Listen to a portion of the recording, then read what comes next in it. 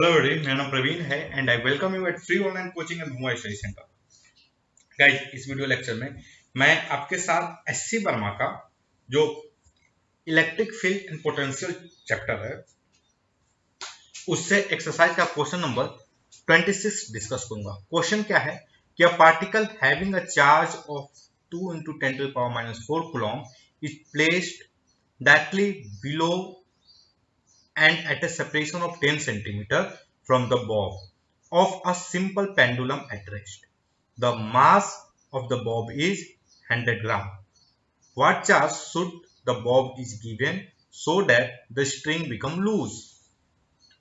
Okay, तो इस question को जरा समझते हैं। देखो, डायरेक्टली बिलो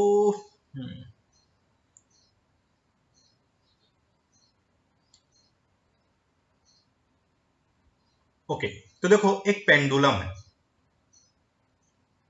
ओके, एक क्या है? एक पेंडुलम है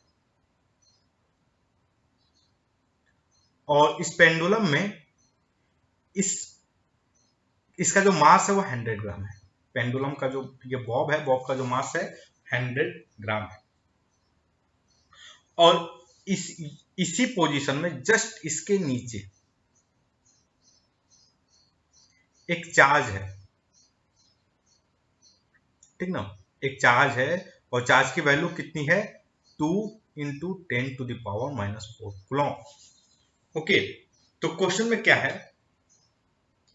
और इनके बीच का जो सेपरेशन है, ये जो सेपरेशन, ये जो लेंथ है वो 10 सेंटीमीटर है, मतलब 0.1 मीटर। ये जो लेंथ है, इनके बीच का जो सेपरेशन है, this separation is 0.1 metre.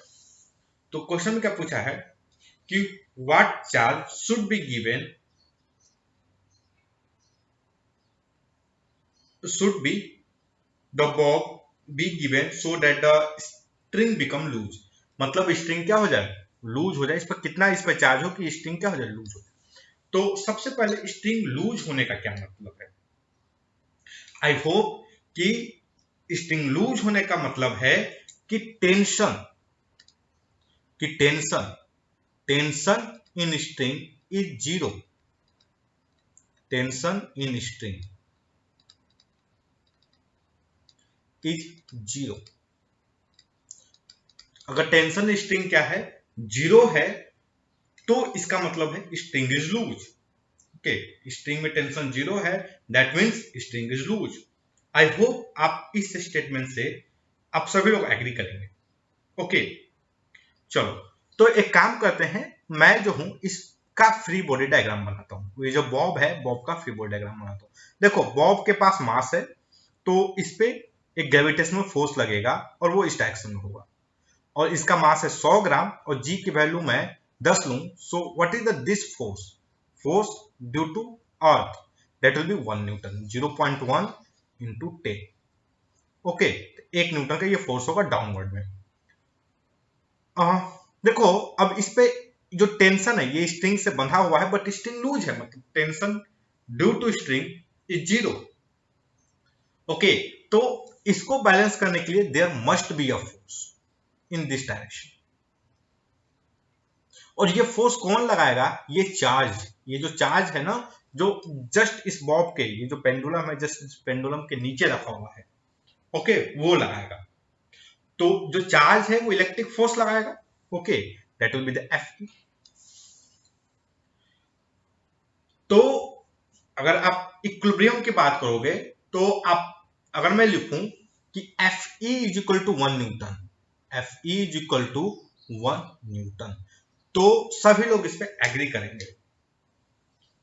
Okay guys, I hope कि जिन लोगों को ये बात समझ में आ रही है, F E is equal to 1 newton, वो लोग न्यूटन सेकेंड लॉ का यूज करते हुए इसको एक्सप्लेन करेंगे कैसे आया।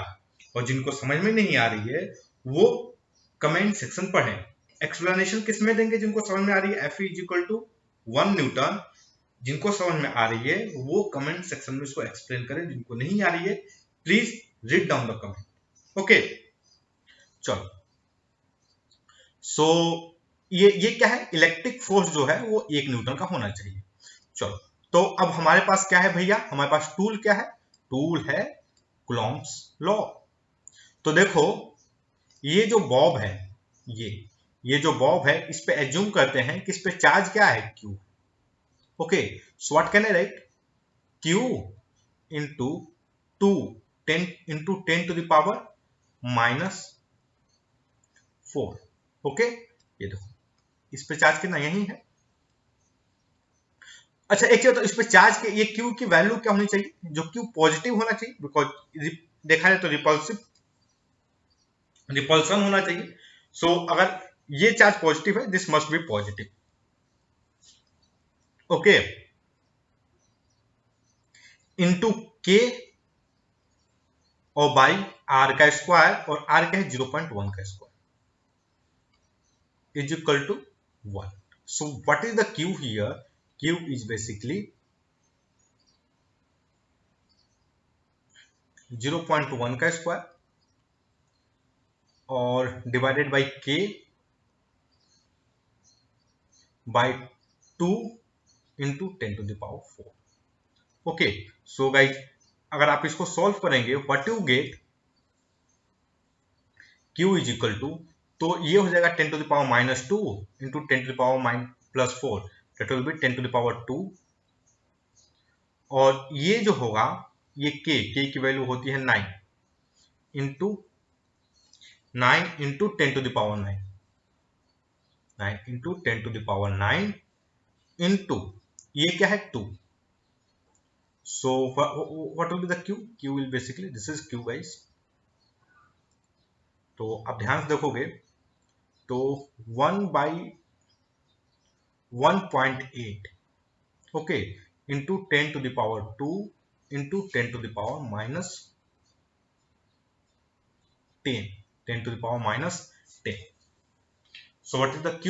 Q इज बेसिकली, अगर इसको अप्रोक्सीमेटली मैं 2 ले लूं, what can I write, Q is equal to, तो ये हो जाएगा 0.5। Okay, so 5 into 10 to the power -9 coulomb.